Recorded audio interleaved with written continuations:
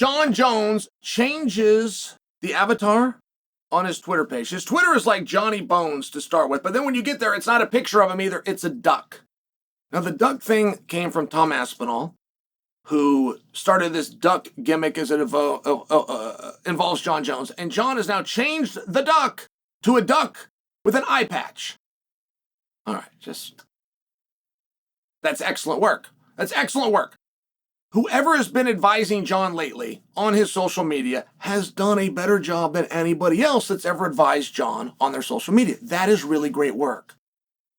But then Jon comes out, and Jon wants to fight Alex Pereira.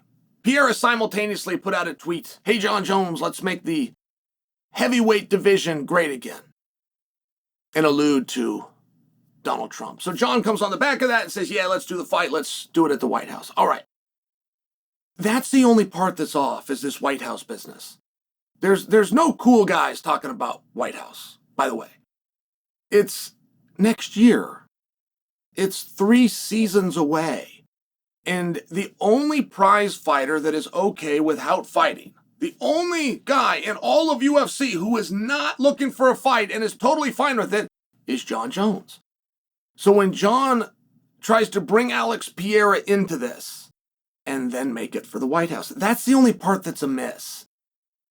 Pereira wants to fight Jones. In fact, it's Pereira's idea. But if Pereira finds out he's going to fight Jones and it's his next fight and it's not until 3 seasons away and almost July of 2026, Pereira's not going to want to fight Jones anymore.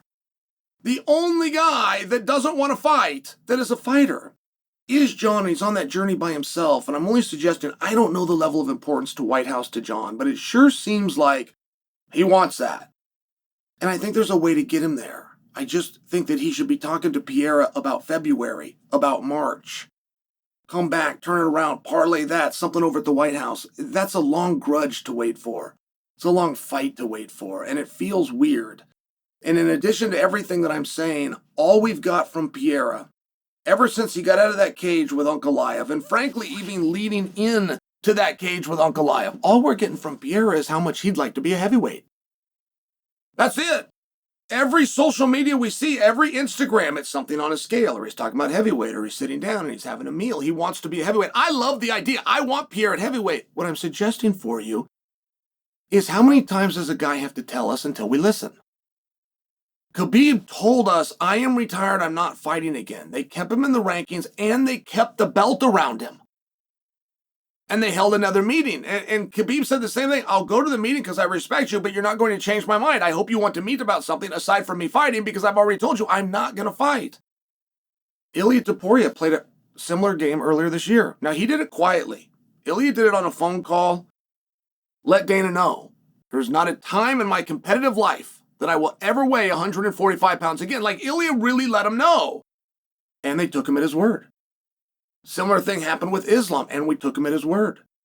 And now he's up at 170 pounds. And I'm just wondering, how many times does Pereira have to tell us? Now, in defense of Pereira, he has not openly said, "I'm not fighting at 205. He has not gone that far, but it sure feels like it. And now the call out that he had, which Joe Rogan himself called the biggest fight in the history of humanity, I don't think that's something he's going to walk away from. I think that's something he's going to do. And I don't think that's something that anybody would jeopardize him doing by having him do a fight at 205 pounds. So it's just a question of what is it, right? In fairness to the story, Pereira has not told us, "I'm not fighting at 205 anymore." He hasn't said that. But it's been close.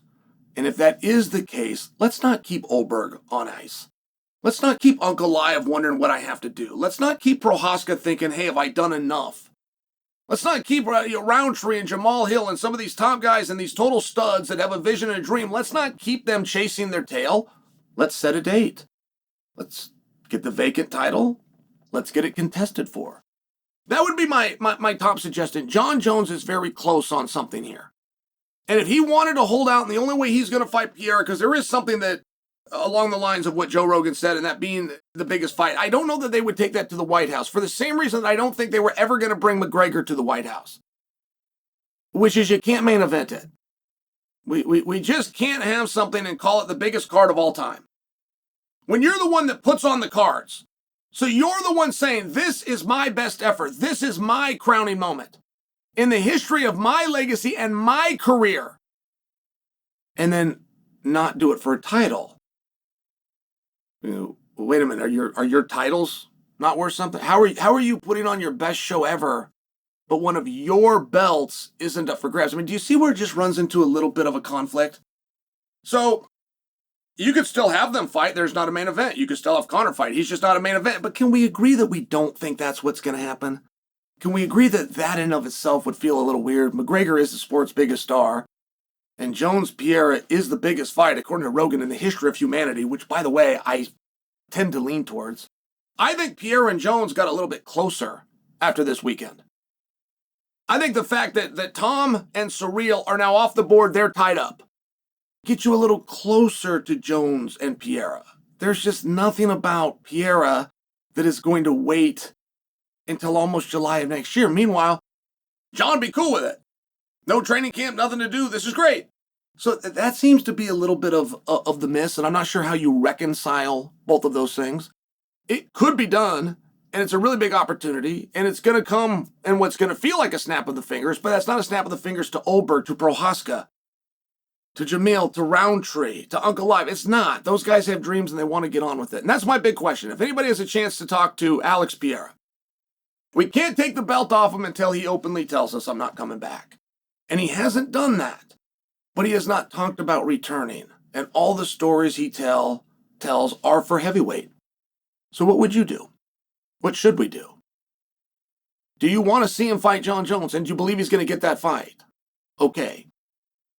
Should he stay the 205-pound champion while fighting outside of the weight class? If he and Jon Jones are so determined to fight, can't we just solve all of these problems? Jon Jones fights him for the belt, his belt, Jon's old belt. Jon Jones returns to 205 pounds.